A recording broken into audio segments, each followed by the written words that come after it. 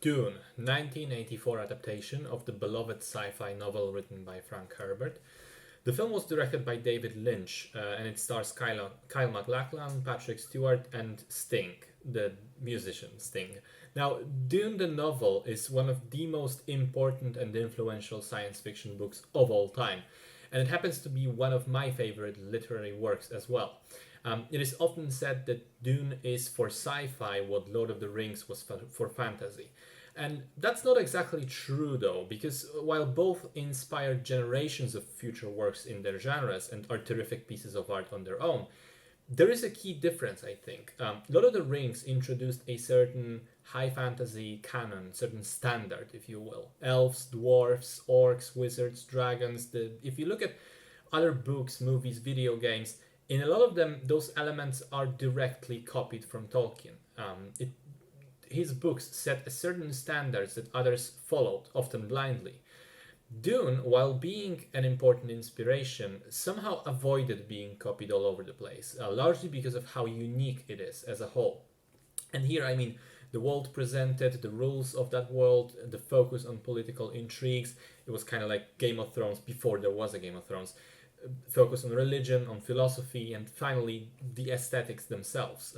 Frank Herbert created a world which is extremely weird and so different than what other people imagine when they hear the term sci-fi, that even after all these decades, it remains its own thing. You can be familiar with many things that Dune itself inspired, and then go back and read Dune for the first time yourself, and then it will still feel fresh. It will still look like something new.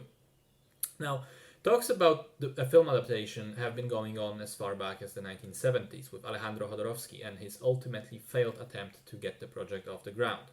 And of course, even then, there were concerns about the scope and scale of the project, because the book is tremendously ambitious and dense, and it would be difficult to put to screen because of the amount of internal dialogue, cultural and socio-political stuff in there, and those heavy explorations of religion and philosophy.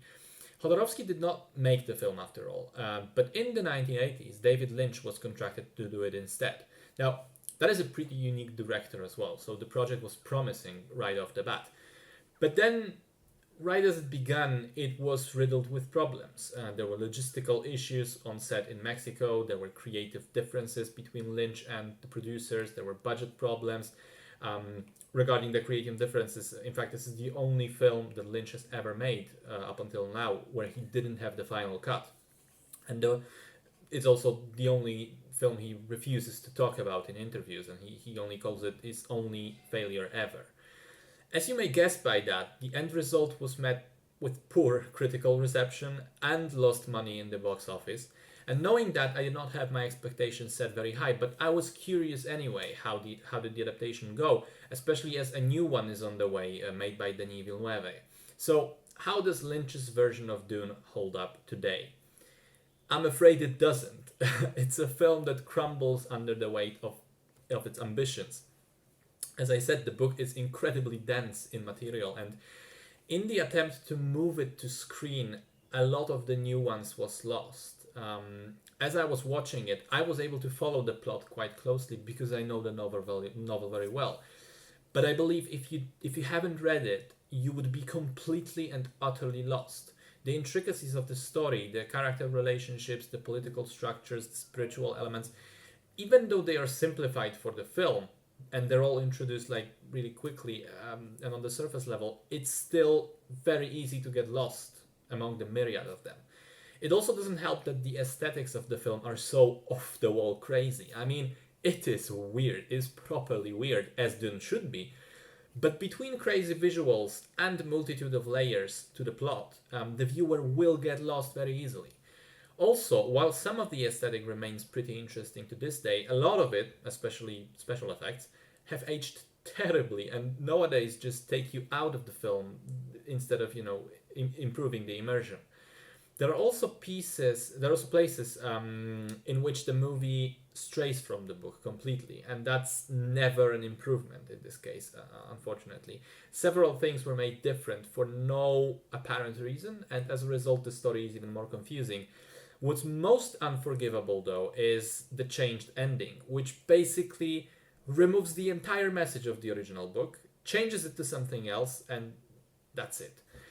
And that's something that should not have happened ever. So at the end of the day, when you think of this version of Dune, it is a better adaptation of the book than it is a standalone film, but it isn't that good of an adaptation either. It is weird, it is misguided, it is certainly ambitious, but ultimately a failed attempt to recapture the spirit of the book, which honestly makes me even more worried for the upcoming Villeneuve version. Watching Lynch's film made me truly realize just how unfilmable Dune may possibly be. Will the new adaptation end up being a failure like this one? I hope not, but time will verify those hopes.